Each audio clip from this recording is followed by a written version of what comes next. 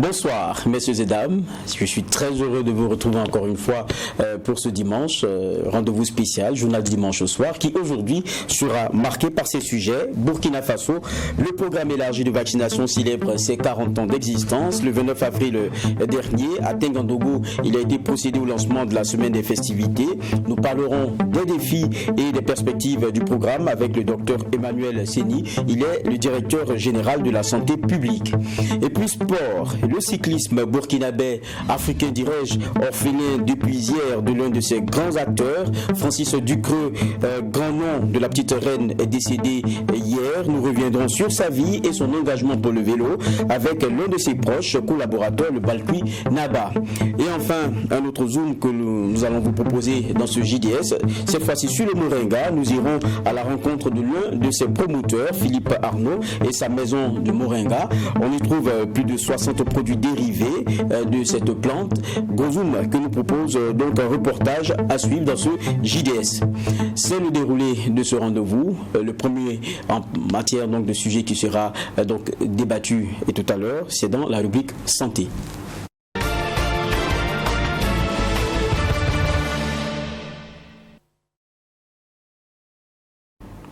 Et dans la rubrique santé, le sujet que nous abordons, c'est le programme élargi de vaccination, PEV en abrégé Burkina, qui a 40 ans. La célébration de ce 40e anniversaire a eu lieu le jeudi dernier, donc au 29 avril, à Ouagadougou, en présence du président du Faso, par ailleurs champion mondial de la vaccination, et des membres du gouvernement. Ce fut l'occasion donc d'inaugurer le nouvel entrepôt du PEV 6 à Tengandogo et d'installer les champions régionaux de la vaccination. On revient avec ce reportage avant un échange. Une semaine durant, les acteurs de la santé vont célébrer les victoires enregistrées contre des maladies à travers la vaccination. C'est également 7 jours de réflexion afin de trouver des stratégies pérennes pour la mise en œuvre efficace du programme élargi de la vaccination au Burkina Faso. Selon le ministre de la Santé, il est capital de prendre des dispositions pour faire face aux défis qui se présenteront dans les 10 prochaines années. Je souhaite que cette semaine soit un moment d'intense réflexion sur des stratégies pérennes à même de faire en sorte que chaque centre de santé dispose des équipements de chaise de froid nécessaires au maintien de la qualité des vaccins jusqu'au point de prestation des services de vaccination. C'est également le moment de contribuer à créer les conditions d'une disponibilité permanente de vaccins et de logistique roulante afin que toutes les communautés, sans exception, notamment celles résidant dans les zones les plus reculées et plus difficiles d'accès, aient les mêmes chances d'accès aux services de vaccination. L'objectif du programme élargi de vaccination est d'accroître l'accès des populations à la vaccination. Le président du Faso, champion mondial de la vaccination, a à l'occasion appelé l'ensemble de la population à œuvrer pour cette cause qu'est la vaccination. En matière de vaccination, c'est un travail qui est collectif.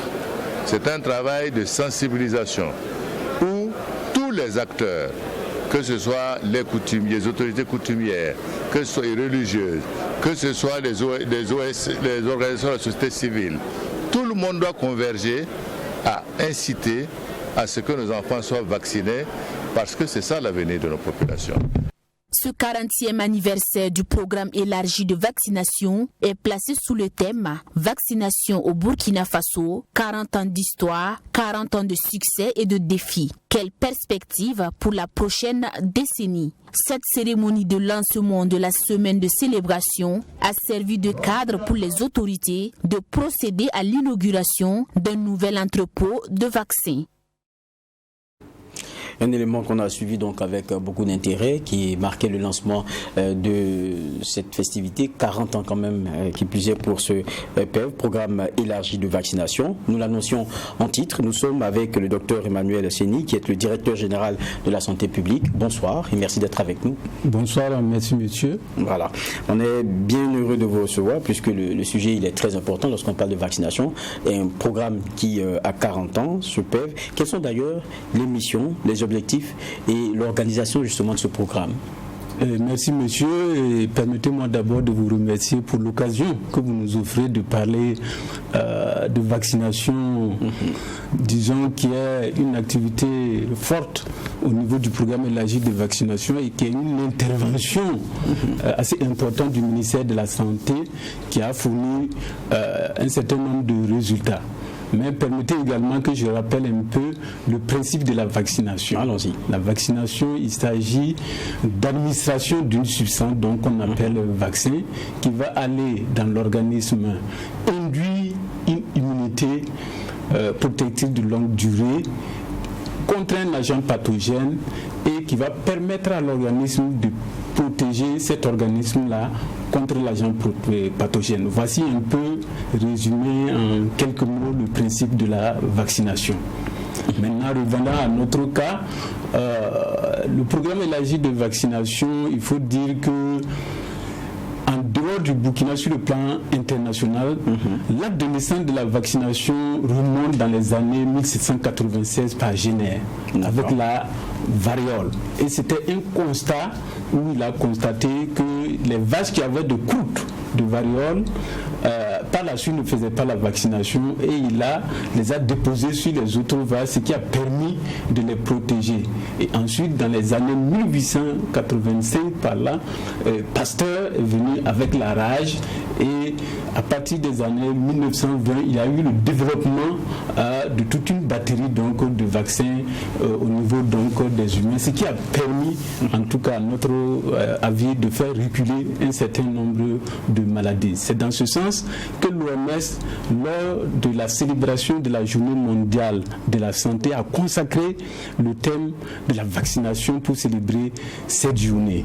Et par la suite, en 1978, lors de la conférence d'Alma-Ata, les soins de santé primaires ont contenu et axé également leurs composantes sur la prévention par la vaccination. Et donc, il était donné au pays de prendre les mesures idoines pour redynamiser cette vaccination. C'est ainsi que nous avons vu au niveau du Burkina la création donc en 80 donc, du programme élargi de vaccination qui a commencé effectivement par les antigènes qui luttent contre cette maladie. C'était cette maladie au départ. Et progressivement, avec la technologie, on a pu en tout cas découvrir et introduire de nouveaux vaccins qui fait que aujourd'hui nous sommes à 13 maladies pour lesquelles le vaccin existe et que notre intervention est, donc, porte donc sur ces 13 maladies au profit de population. Et donc en termes de mission, nous avons une direction qui est la direction de la prévention par la vaccination qui a pour mission principale donc d'abord de définir la politique et les stratégies en matière de vaccination, d'organiser tous les dispositifs d'approvisionnement, de sécurisation et de distribution des vaccins sur l'ensemble du territoire, également de promouvoir la demande des services de vaccination. Également, il s'agit pour cette direction de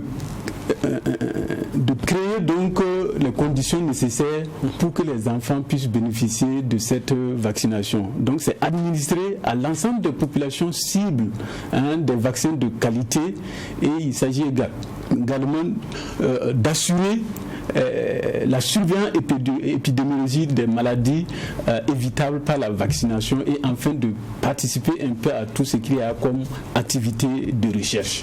Et donc depuis ce temps-là jusqu'à aujourd'hui, il était de bon temps de faire une halte pour voir un peu les progrès accomplis et ce qu'il nous reste encore à faire pour l'avenir. Il est de bon temps, comme vous le dites. Mais docteur Seni, vous dites au départ, on a en gros 7 grandes maladies contre lesquelles on vaccine. Maintenant, l'évolution aidant, on en est jusqu'à 13. Aujourd'hui, quelles sont ces grandes maladies-là et puis quelles sont les plus récurrentes, auxquelles les populations sont les plus sujettes? Voilà. Et pour dire, le programme a commencé, c'est contre la tuberculose, c'est contre la poliomyélite, c'est contre la diphtérie, le tétanos, la coqueluche, c'est également contre l'hépatite par la suite. On a ajouté, entre-temps, tout ce qui concerne le vaccin contre le rota, la diarrhée, un rotavirus, et nous avons ajouté contre le pneumo. Voilà, les infections à pneumocoque. Et en termes on a eu des résultats avant de passer donc au défi, peut-être des résultats très significatifs. Quand vous regardez, cela nous a permis au niveau du Burkina, sinon de façon internationale, c'est la vaccination qui a permis d'éradiquer donc la variole sur l'ensemble du monde. Et au niveau du Burkina, nous avons pu également arriver à éradiquer carrément la circulation du poliovirus sauvage. Nous sommes à l'élimination du tétanos maternel. Nous sommes à l'élimination également et au contrôle de la rougeole et des méningites à méningocoque A qui ont été également éliminés. Ça, c'est vraiment le grand succès de notre vaccination qu'on peut comptabiliser. Et c'est bien pour cela que le président du Faso, si ma mémoire est bonne, lors de ce grand rendez-vous, il disait d'ailleurs que le PEV du Burkina, comme cité souvent comme l'un des programmes les plus régulièrement, donc plutôt l'un des programmes les plus régulièrement cités parmi les plus performants de la sous-région. Donc ici, on a de bons résultats. Tout à fait. En termes d'organisation et d'activités programmatives, pour aboutir aux résultats, en tout cas, nous avons toujours été cités. C'est pour cela même que le président du Faso est un champion mondial de la vaccination. Et pour permettre la réplication de son intervention et de son soutien à la vaccination, nous avons jugé également bon de pouvoir identifier des relais au niveau régional.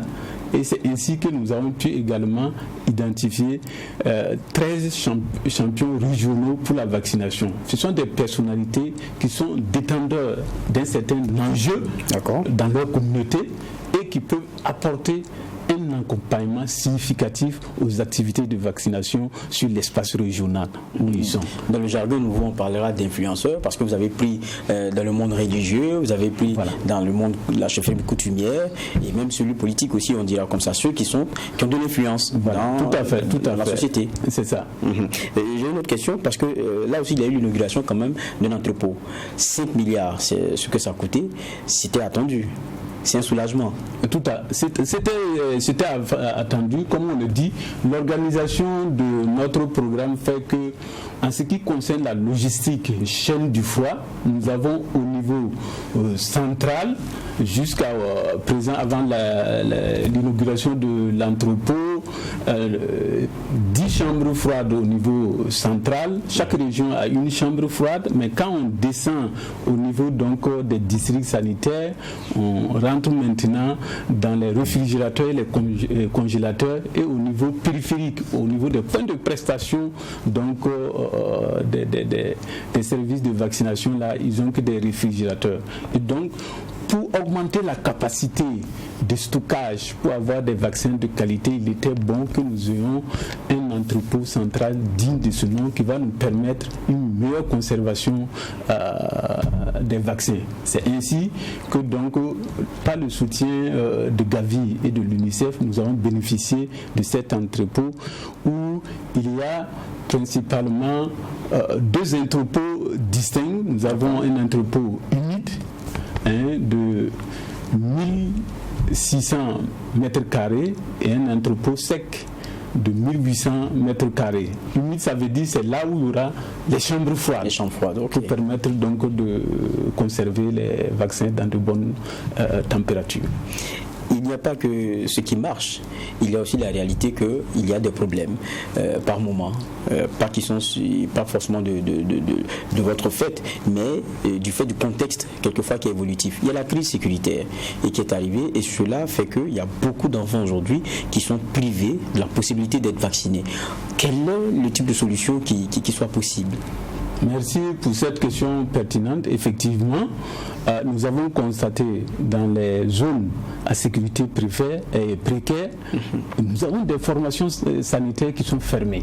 Donc ça veut dire qu'ils ne mènent plus d'activité de vaccination. Pourtant, ils ont des enfants cibles dans cette ère-là. Et donc nous avons développé des stratégies de vaccination donc dans ces zones à sécurité précaire, en mettant l'accent sur les agents de santé à base communautaire qui sont issus de ces milieux, qui connaissent bien les populations, le mouvement des populations et qui peuvent aller donc au contact de ces populations-là. Et donc nous avons développé cette stratégie-là parce que il faut que je signale également qu'au niveau du ministère de la santé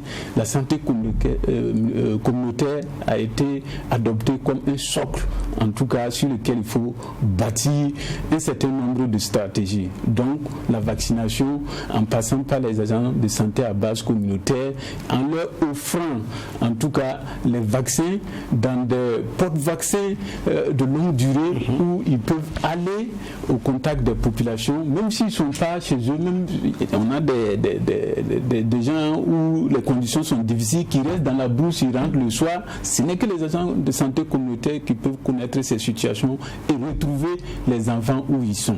Donc c'est un peu cette stratégie qui est développée, en tout cas dans les zones à sécurité précaire, et nous pensons que nous arrivons toujours à atteindre ces cibles-là. On l'espère en tout cas pour tous ces Burkinabés là aussi, mais il y a aussi que ce qui est sur toutes les lèvres, c'est le fameux coronavirus avec les solutions qui sont développées, COVAX. Le Burkina est en train de plein pied parce qu'on a eu cette rencontre avec le ministre de la Santé qui a dit très clairement que le Burkina y est, mais on y est, on dit qu'il n'y a toujours pas de vaccin. Ça a changé, les vaccins sont venus. Merci pour cette question, j'allais dire très pertinente et effectivement qui, je ne vais pas dire que défraie la chronique, mais qui en tout cas qui attire les attentions et qui est sur toutes les lèvres. Je voudrais dire que les autorités de façon souveraine ont effectivement engagé la réflexion, ont pris le temps de disposer du maximum d'informations sur le vaccin et on a adhéré au mécanisme COVAX. Le mécanisme COVAX, c'est donc un mécanisme qui permet et qui est développé par Gavi et l'OMS aux pays à faible revenu d'avoir accès à ces vaccins donc contre la Covid-19. Et il y avait des conditions à remplir. La première condition, il fallait élaborer un plan de déploiement et des vaccins et de la vaccination. Nous l'avons fait poster sur le net. Nous avons également, la deuxième condition était un peu l'autorisation d'importation. Si c'est ça, c'est sur le plan réglementaire. Nous avons satisfait ces conditions. Et la troisième condition, c'était la signature d'un accord d'indemnisation et que nous avons signé. L'accord d'indemnisation veut dire que si la pharmacosurveillance permet de détecter des incidents, la responsabilité va relever de qui? Donc ça a été de longues discussions qui a pris tout un processus, mais nous avons fait. Et les premières informations que nous avons, on voulait nous donner des vaccins dont la durée de préemption est de moins de 2 mois. Et c'est là également sous la hiérarchie, en tout cas nous n'avons pas accepté prendre ces vaccins en tout cas faisant l'observation qu'on risquait de les périmer et que c'est mieux que nous ayons des vaccins dont la durée de préemption est un peu plus longue pour nous permettre de les déployer comme il se doit au niveau donc nous sommes dans l'attente donc de cette deuxième proposition qui permettra donc de mettre à la disposition des Burkinabés des vaccins de qualité donc pour lutter contre la Covid-19. Mais en temps, vous aviez aussi diligenté une étude pour voir un peu quelle est la perception des Burkinabés là-dessus. Ça donnait quoi? Tout à fait. Puisqu'il y a eu pas mal de discussions, nous avons participé une fois à un débat pour ou contre le vaccin Covid et donc nous avons initié en tout cas une étude sur la perception et l'acceptation du vaccin contre la Covid au sein de la population. Nous n'avons pas encore les résultats, mais c'est bien en cours, c'est lancé parce que c'est des paramètres qu'il faut prendre en compte pour pouvoir développer les stratégies nécessaires et pour que nous puissions aboutir donc à de bons résultats. Merci bien, docteur Emmanuel Seni, mais j'aurais juste une dernière question, parce que ça est tarot de l'esprit de tout le monde.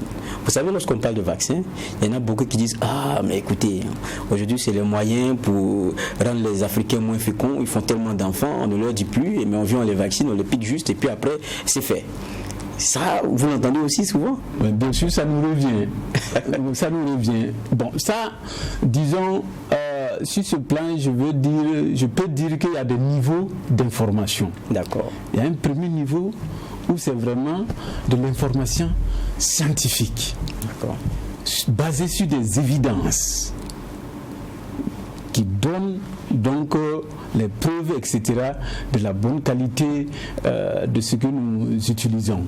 Après, il y a les informations publiques qui sont faites par les journaux, les gens mettent leurs commentaires, etc.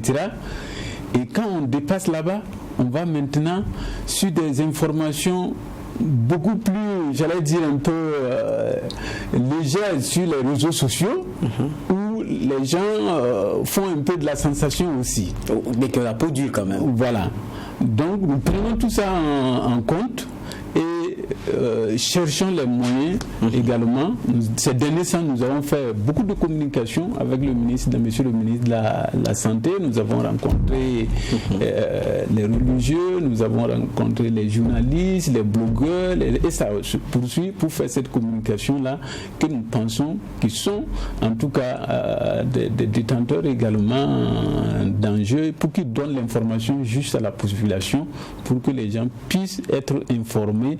Sinon, nous pensons, à mon humble avis, que c'est pas du vaccin qui va venir faire du mal, en tout cas à la population, que les autorités vont accepter que ça rentre dans notre territoire. Merci bien, docteur Emmanuel Seni. Je rappelle que vous êtes le directeur général de la santé publique. Ça a été un plaisir pour nous de vous recevoir. Et puis ça participe aussi, quoi qu'on dise aussi, de sensibiliser ce type de rendez-vous. Tout à fait. On espère qu'on vous aura encore une fois pour aborder d'autres questions concernant toujours le vaccin. Merci, c'est moi qui vous remercie. D'accord. Cette occasion. Et pour vous accompagner, on va partager un Zoom, et nous l'annonçons d'ailleurs en titre, c'est sur le Moringa.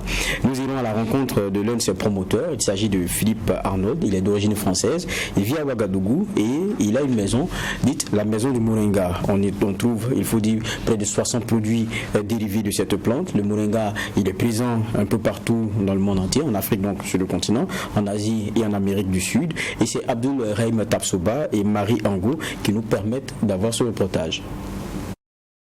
Il est le produit phare de certains magasins bio et c'est le cas dans cette maison où il s'est fait une place de choix. Le moringa, encore appelé Arzantiga au Faso, est un indispensable dans la vie de l'homme selon les médecins. Ici, nous sommes à la maison de cet arbre aux multiples vertus, aussi appelé l'arbre miracle. Le fervent promoteur de la maison du moringa est le français du nom de Philippe Arnold, qui se revendique burkinabé et principalement d'Agara avec le nom Tibaria Soumi. Il se présente surtout comme un ambassadeur du moringa dont il vante les vertus.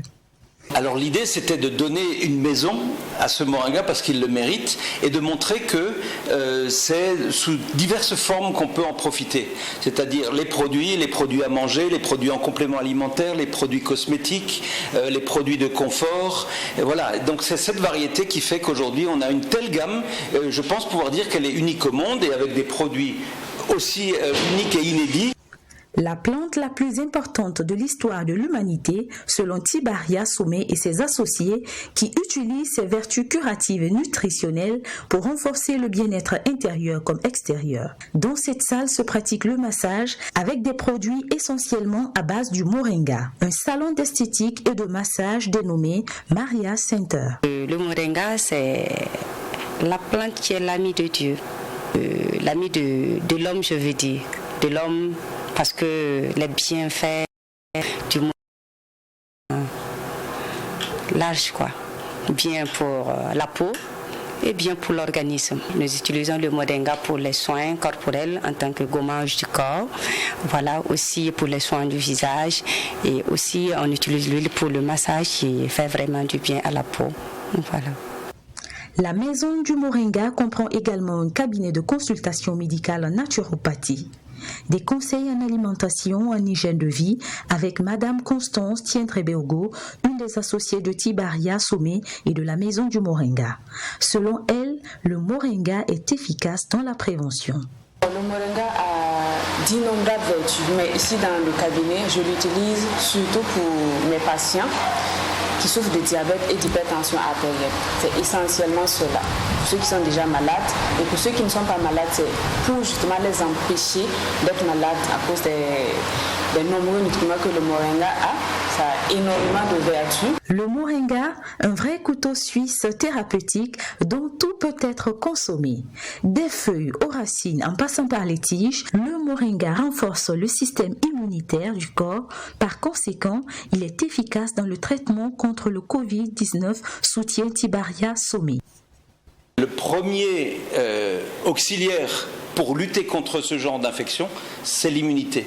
Et le moringa, avec toutes ses composantes, il est, alors cette fois, scientifiquement prouvé pour être vraiment un boost, un soutien très fort d'une immunité, elle aussi très renforcée, ce qui permet effectivement, certainement en tout cas, si on est atteint, et j'en ai été, de ne pas du tout avoir de forme grave, malgré l'âge, malgré etc.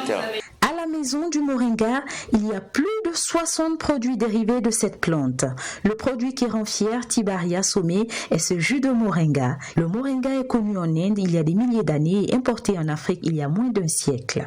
Mais la première étude scientifique a été réalisée en Afrique, précisément au Ghana, il y a une trentaine d'années selon Philippe Arnold alias Tibaria Sommet, le Dagara. C'est ça le zoom sur le moringa, un beau reportage que nous avons suivi. Nous allons poursuivre ce JDS avec une autre rubrique et c'est celle sport.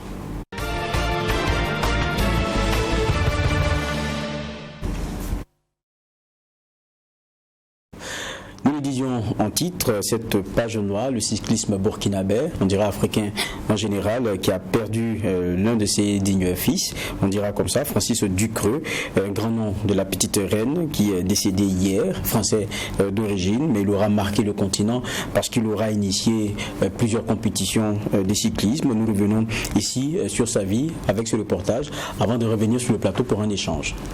L'histoire du cyclisme burkinabé et même africain ne pourrait s'écrire sans ce nom devenu familier, celui de Francis Ducreux. Tour du Faso, du Togo, de Madagascar, du Bénin, de Guinée, du Niger ou encore de RDC, tous portent la marque de l'infatigable organisateur de courses cyclistes. Comme à son habitude, l'homme s'activait encore pour la prochaine édition du Tour du Faso, prévue pour se tenir du 29 octobre au 7 novembre 2021. La nouvelle tombera comme un couperet. Rentré de France il y a à peine quelques jours, celui qui est devenu le fils du continent, grand bosseur, termine sa course le jour de la fête du travail, le 1er mai.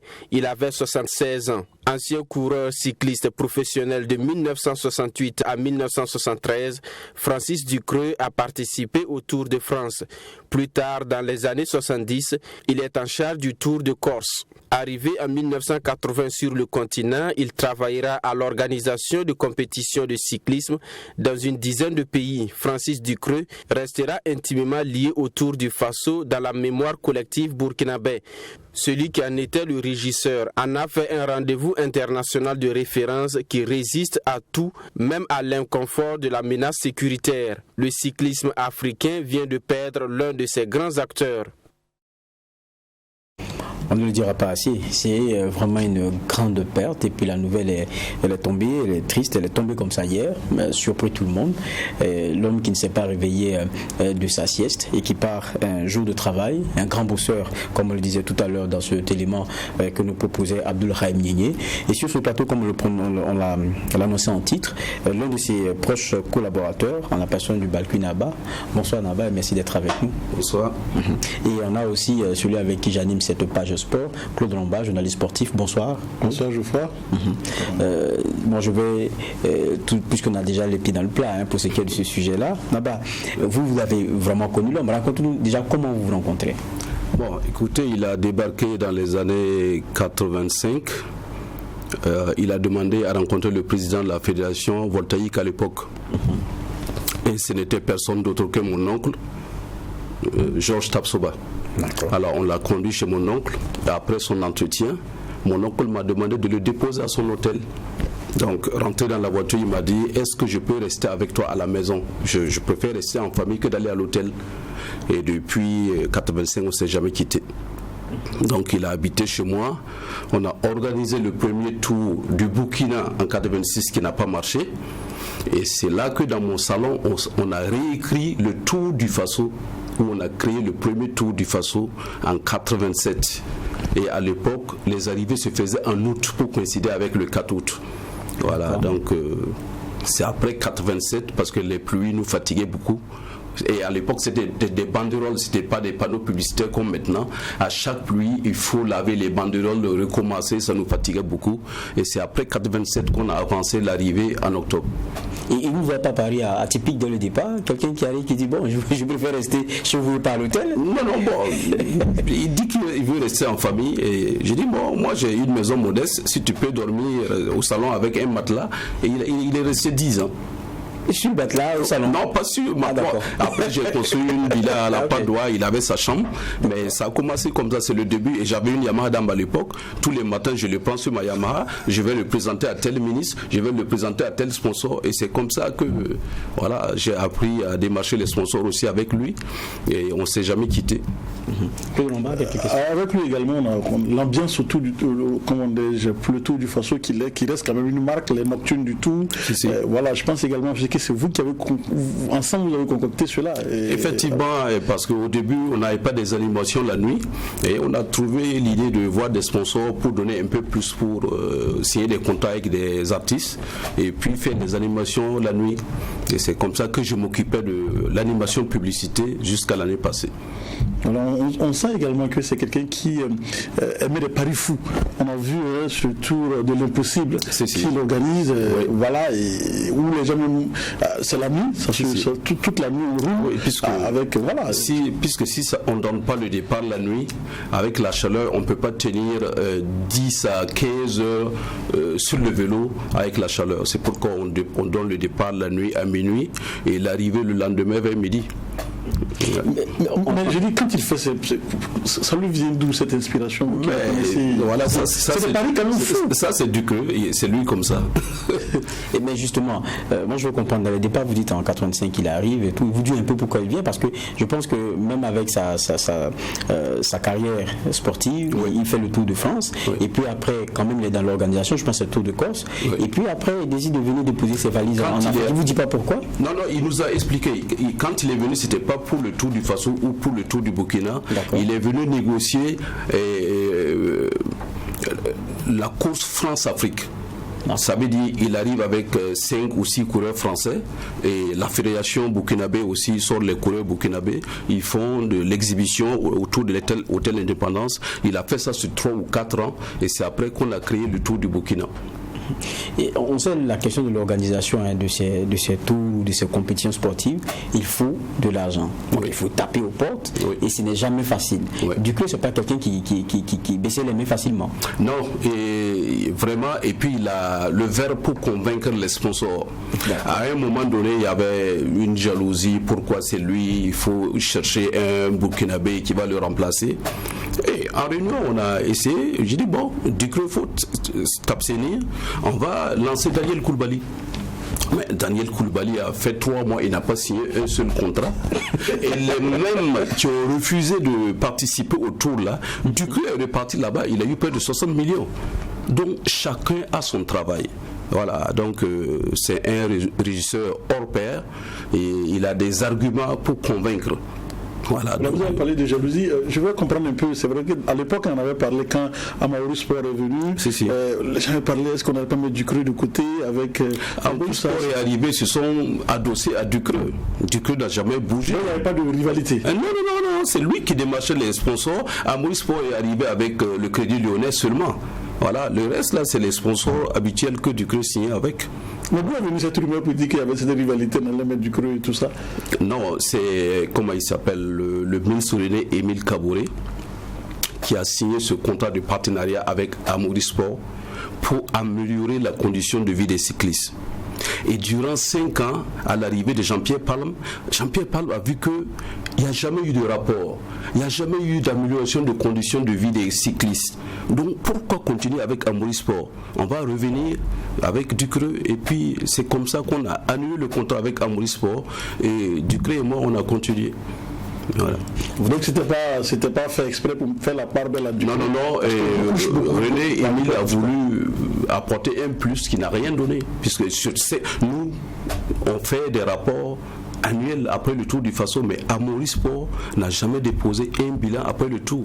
Tout ce qu'il gagnait restait en France. Donc à quoi bon? Mais pourquoi? C'est vrai que Ducreux aussi qui était quand même l'interface, je pense qu'il a fait le tour de France et tout, un ancien cycliste et tout ça, on n'a vraiment pas réussi à... Est-ce que ça reste pas quand même un peu comme un goût d'inachevé? On n'a pas forcément réussi à placer des cyclistes burkinabés au niveau du chèque. Je crois qu'il avait essayé avec quelqu'un qui est parti à Café Baké, si je me rappelle. Dans le cyclisme, il y a des étapes. Nous, on court en D2. Donc, il fallait quand même qu'un coureur sorte en D1, être professionnel d'abord, avant de rêver aller au Tour de France. Il ne peut pas terminer 2 étapes au Tour de France. Puisque nous, c'est au sprint final que les coureurs vont à 70-75 à l'heure. Mais en roulant comme ça, au Tour de France, c'est 80 à l'heure. Tu vas éclater tes poumons. Ils ne peuvent pas tenir. Il y a des étapes et petit à petit on va y arriver. Vous disiez tout à l'heure que Francis Ducreux c'est un régisseur hors pair. Qu'est-ce qui fait de lui ce régisseur hors pair là? C'est la rigueur dans le travail, c'est l'organisation? Vous qui étiez avec lui? Non, je me dis que c'est un don et c'est un beau parleur. Il arrive, il a son côté comique qui te fait comprendre que voilà, ça va se passer comme ça. Effectivement, tous les contrats qu'il signe, c'est moi qui exécute sur le terrain.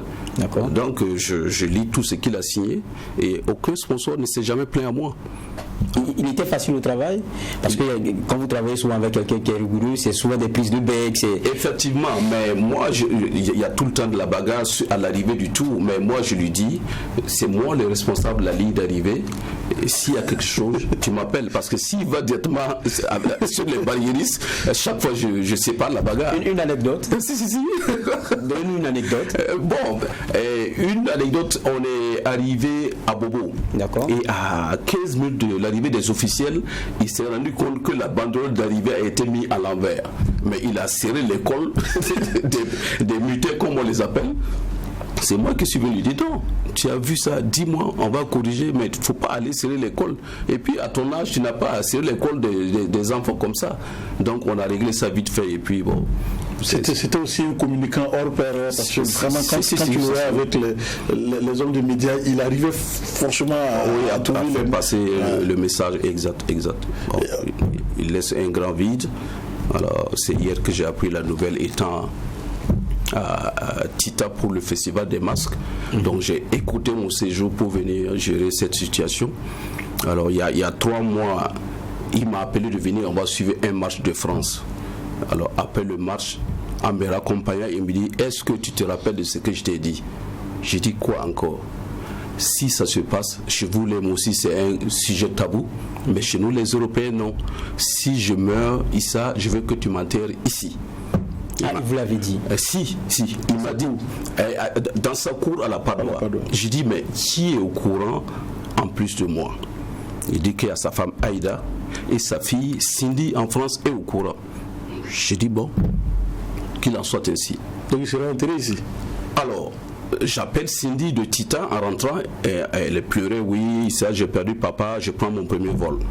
Hier nuit, je la rappelle, elle dit non, je ne peux pas venir avec mes 2 enfants qui sont de bas âge, il faut me rapatrier le corps de papa. Donc ça remet tout ça en cause. Et depuis qu'elle a dit ça, je lui envoie des messages pour lui dire la dernière volonté de son papa, elle ne me répond plus. Donc jusqu'à présent c'est flou, c'est demain qu'on va essayer de négocier. Si elle ne veut pas, je suis obligé de raccompagner le corps en France parce que on n'a aucun droit légal de garder le corps de son papa. Et ça doit se passer en France, c'est où?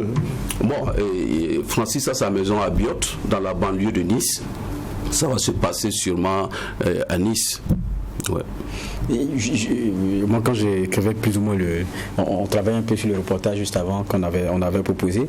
On avait voulu employer un mot sur lequel on s'est réservé, prémonitoire. C'est-à-dire, il rentre seulement il y a quelques jours de France. J'ai son dernier message que j'ai fait lire à mon ami.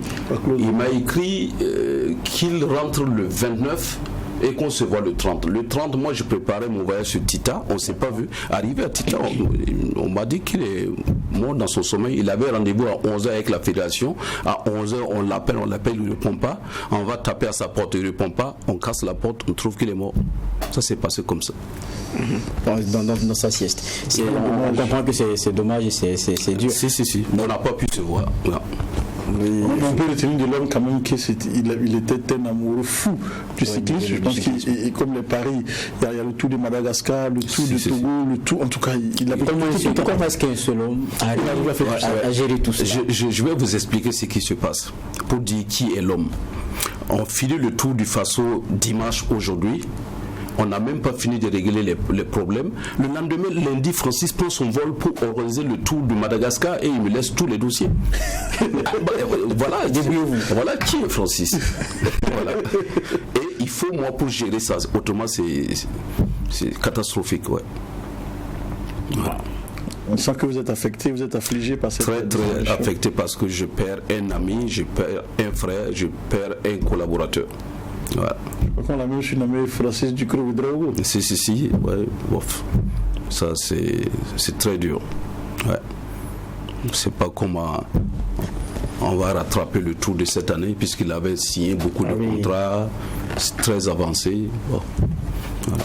Vous avez beaucoup d'émotions dans vos yeux, mais il y a quelqu'un qui avait, donc, je crois, un confrère, donc journaliste, Boubakarsi, qui émettait un courrier. Pourquoi ne pas peut-être dédier un maillot, soit de la combativité ou en tout cas peut-être le prochain tour à Francis Ducreux en termes de maillot. Tout ça peut se faire, mais moi je ne peux pas déclarer ça ici puisqu'on n'a pas encore eu un contact avec le ministre. Bon, c'est en réunion fédérale qu'on peut décider de faire un maillot à se souvenir et puis bon, plus autre chose. Parce qu'il a tellement fait pour nous qu'on ne peut pas vraiment... Le président du Faso qui lui a rendu hommage. Hein? Si. Ouais. Dès que c'est passé, de Tita, j'ai appelé le directeur cabinet du président pour qu'il annonce le décès. Ouais. Vous dites, c'est lui qui signait tout, on se dit comment on va faire pour la suite, mais il y a une obligation que les choses continuent. Parce qu'il se battait pour le prochain. Si. Le tour ne va pas s'arrêter parce qu'il est décédé, non. Il m'a même dit une fois que si ça se passe pendant le tour du Faso, il n'est pas question d'arrêter le tour. Il y a 2 ans, il me l'a dit à Ouéouguia. Donc c'est quelqu'un qui pensait constamment à cela. Bon, puisqu'il ne se sentait pas depuis un certain moment, il savait que ça allait arriver, mais quand il y a 3 mois, s'il m'a dit s'il meurt de l'enterrer ici, c'est parce qu'il se sentait vraiment fatigué. Voilà. D'accord. Mais comme ça ne prévient pas, voilà, c'est... Ouais. Évidemment. En tout cas, c'est belle pensée là qu'on voulait avoir pour l'homme et puis savoir un peu qui il était, notamment avec vous qu'il avait donc côtoyé. Je pense que c'est encore très frais et on va vous permettre, voilà. On n'a toujours pas de problème. Non, mais il faut que sa fille et moi on décide du rapatriement du corps avec l'accord de l'ambassade de France et maintenant on fera un programme que je vais vous faire parvenir. Ok, merci bien là-bas. On l'avait bien voulu avoir ce moment-là pour rendre hommage à ce grand monsieur-là. Qu'est-ce qu'il a apporté de l'homme, peut-être commenter. Qu'est-ce que vous pouvez retenir de l'homme dans toute... Bon, c'est ce que je vous ai expliqué. Je perds un frère, un ami, un collaborateur. Et Francis Ducreux, vous l'avez connu sur le tour. Il a un contact facile. Il est généreux. Voilà. Et puis bon, il est plus familial. Voilà. Et son unique fille, Cindy, en France, il n'y a pas ce jour qu'il n'appelle pas Cindy pour avoir de ses nouvelles et vice-versa. Et c'est dommage que ça arrive comme ça. D'accord, c'est vraiment dommage, c'est le mot qu'on retiendra. Et puis, on dira beaucoup de courage à vous, beaucoup de courage à sa famille, beaucoup de courage au monde sportif, parce que c'est un grand monsieur qu'on vient vraiment de perdre. Voilà. En tout cas, merci Naba d'être passé sur ce plateau, de partager cela avec nous. Je disais, c'est encore frais et on va vous permettre donc de vous retirer, mais ce sera avec un reportage, Claude Naba, parce qu'on avait un autre sujet qu'on avait enrôlé, avec l'agression d'un arbitre par le joueur Issouf Koné de l'OSM de Dédougou. L'amicale des arbitres a pris la décision de boycotter le championnat burkinabé et la sanction infligée aux joueurs pense donc que cette amicale est insuffisante. Il faut au-delà des 12 mois de suspension, mais que disent les textes? C'est la grande question. Nous avons approché la Ligue professionnelle de football pour comprendre et le reportage nous est proposé par Yacinthe Savadogo. Tout est parti du match de la 20e journée du championnat national de 2e division qui opposait l'OSM de Dougou à l'AGEP de Bobo Dioulasso dans la poule B. Une rencontre au cours de laquelle le numéro 20 de l'OSM de Dougou, Issouf Koné, s'en est pris à un des hommes à noir en lui mettant un coup de tête suite à une faute commise qui lui a prévalu un deuxième carton jaune synonyme de rouge. Il ressort des rapports du commissaire du match, de l'arbitre lui-même et du délégué du match que un joueur a reçu 2 cartons jaunes, synonyme d'expulsion au cours du match. On était à la 40e minute et le joueur a piqué un coup de colère et a donné un coup de tête à l'arbitre. Un coup de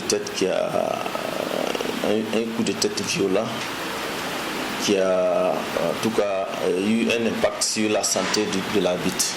Le joueur est suspendu pour 12 mois par l'instance décisionnelle. Une décision qui n'est pas du goût des arbitres, qui trouvent qu'elle n'est pas à la hauteur de la faute commise par le joueur de l'OSM de Dougou. Le joueur Koné Issouf de Olympic System a été sanctionné conformément au texte en vigueur. Nous utilisons le livre vert de la fédération où tous les textes en vigueur de la fédération figurent. C'est sur la base de ces documents-là que nous, on prend les décisions. Si suite à cela, les arbitres estiment qu'ils ne sont pas protégés, moi je ne sais pas. Au niveau de la fédération de football, on prend toujours les dispositions pour que les matchs de football là soient disputés dans des conditions de sécurité. Mais vous savez, on ne peut pas mettre comme à 22 policiers sur le terrain pour surveiller chaque joueur. Vous voyez, non? La sécurité qui est autour du terrain là, ce n'est pas à l'intérieur du terrain. Celui qui a traité l'arbitre là, est-ce qu'un agent de sécurité peut rentrer sur le terrain en même temps que les gens jouent? Donc c'est des faits qui se passent sur le terrain. Pour les secrétaires exécutifs de la Ligue professionnelle de football, les textes sont clairs. Pour le moment, voici les textes qui sont en vigueur à la Fédération burkinabé de football. Celui qui veut qu'on invente des textes pour prendre une décision pour leur faire plaisir, nous ne sommes pas là pour ça. Ok? Ils n'ont qu'à sortir un article dans ces documents-là qui est contraire à ce que nous on a interprété et puis décidé.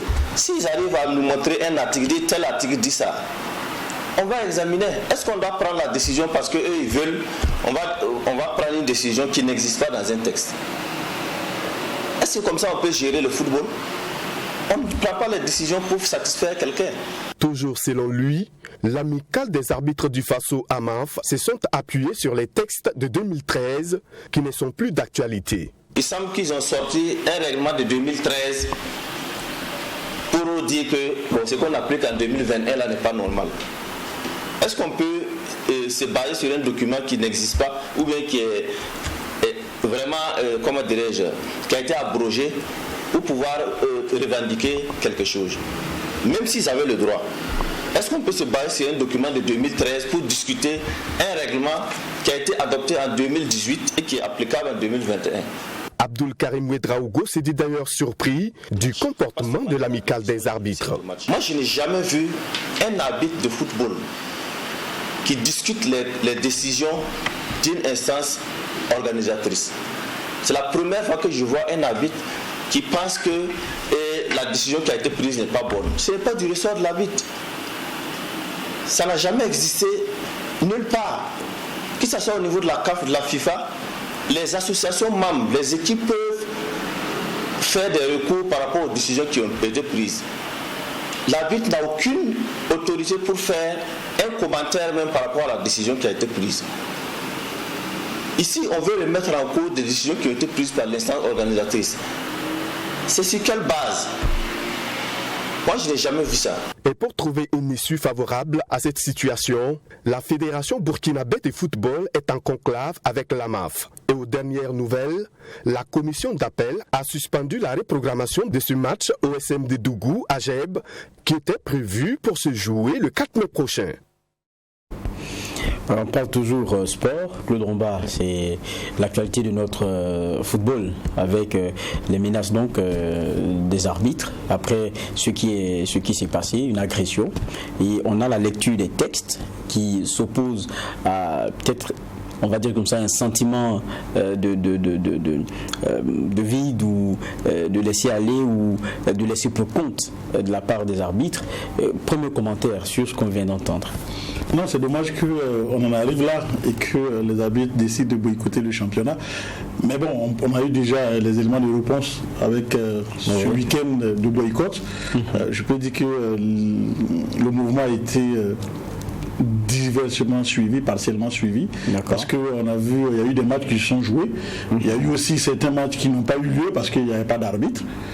Donc c'est dire que, quoi qu'on dise également aussi, la MAF aussi, sa voix compte dans le football. C'est cela. Donc voilà, ce qui est intéressant ici, c'est que les parties puissent trouver un terrain d'entente.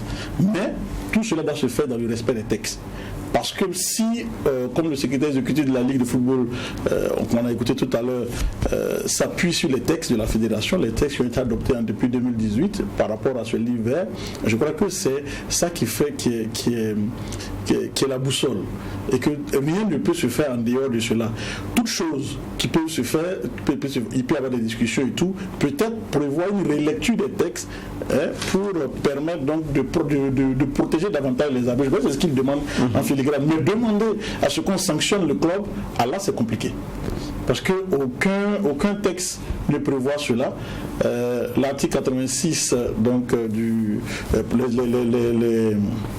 je dirais que les décisions que la Ligue a eu à prendre, quand vous prenez l'article 86 du code général des compétitions, il est bien écrit que la discipline doit être de rigueur. Tout joueur expulsé du terrain doit se retirer s'il refuse de s'exécuter et que par sa faute, le match ne peut continuer et jusqu'à ce que l'arbitre ait arrêté définitivement la partie, son club perd le match. Alors que dans ce cas d'espèce, le joueur qui a eu le carton rouge est sorti du terrain. Et par rapport à ça, c'est ce texte également qui s'applique, c'est-à-dire l'article 50 du code disciplinaire qui dit en suspense que en incluant déjà la suspension automatique, toute personne expulsée directement se voit infliger les suspensions suivantes pour au moins 4 matchs en cas de comportement antisportif envers un officiel de match, pour au moins 6 mois en cas de voie de fait, coup de coude, coup de poing, coup de pied, etc. sur un officiel de match, et 12 ans, au moins 12 mois si en cas de crachat sur un officiel de match.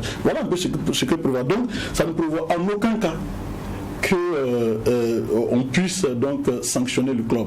D'ailleurs, quand vous regardez, quand vous comprenez, quand vous suivez un peu plus, les arbitres ne sont pas dans leur logique, parce qu'ils ont demandé à l'arbitre qui a été blessé de porter plainte. Évidemment. Et pourquoi cet arbitre qui a été blessé n'a pas porté plainte contre l'équipe de Dédougou? L'arbitre a porté plainte contre le joueur. Ce qui veut dire que la sanction qu'on doit prendre, c'est évidemment contre le joueur. Qui a été fautif. Sinon, demander qu'on sanctionne également, ça peut être possible dans une relecture. Voilà, si c'est relu et que les acteurs de football s'entendent pour relire. Maintenant, il y a une question que les arbitres ont posée, qui est une question réelle, qui est la question de sécurité, parce que c'est pas la première fois que les arbitres sont pris à partie. Également, non seulement pris à partie par les joueurs, mais également aussi pris à partie par le public. Donc, c'est demander un minimum de sécurité. Quand on écoute tout à l'heure l'intervention du secrétaire exécutif de la Ligue, on a l'impression que pour ce qui est de la question sécuritaire, bon, elle est prise de façon légère. On nous dit on ne peut pas mettre un agent de sécurité derrière chaque joueur. Oui, mais je pense qu'il y a du dissuasif quand même lorsqu'on regarde tout à fait. Je pense que ici, je suis d'accord.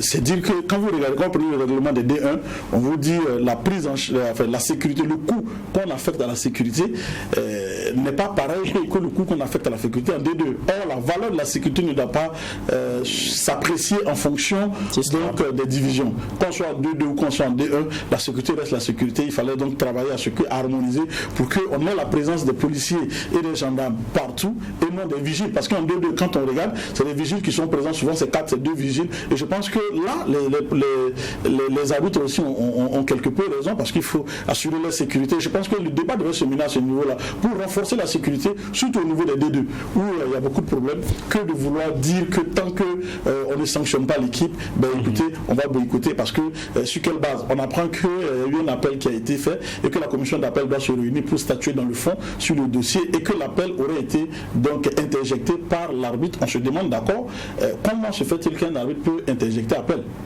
C'est là aussi le problème. Ça veut dire que si on s'amuse à ne pas respecter les textes, la fédération se retrouve dans une situation où ça va aller à tout va. Il faut rester dans la possibilité des textes, regarder s'il y a des discussions à mener, il faut les mener et que chacun mette de l'eau dans son vin. Parce que le principal aujourd'hui, c'est que le football se joue au Burkina Faso et c'est vrai qu'il y a une partie, et pas le monde, ce sont les arbitres. Et là également, ils ont prouvé que sans eux, il n'y a pas de match. Évidemment. Et que tout le monde doit comprendre aussi qu'ils ont également aussi leur part à jouer, mais tout en respectant les textes. Et je pense que c'est comme ça qu'on peut sortir de l'ornière. On va terminer d'ailleurs là-dessus avec cette interpellation, respect des textes, et puis aussi que la question sécurité concernant les arbitres et tous ceux qui sont partie prenante notamment dans ces compétitions-là puissent avoir un œil favorable. Et ça, c'est déjà très important. Très important parce qu'on voit que le championnat tire à sa fin et évidemment il y a beaucoup d'enjeux et donc il faut être fair play. Il faut laisser se terminer. Merci bien Claude Romba d'être passé sur ce plateau. Cela marque aussi le point final de ce JDS, journal du dimanche au soir que j'ai pris plaisir à présenter. Je vous donne donc rendez-vous pour le dimanche prochain et d'ici là, portez-vous bien.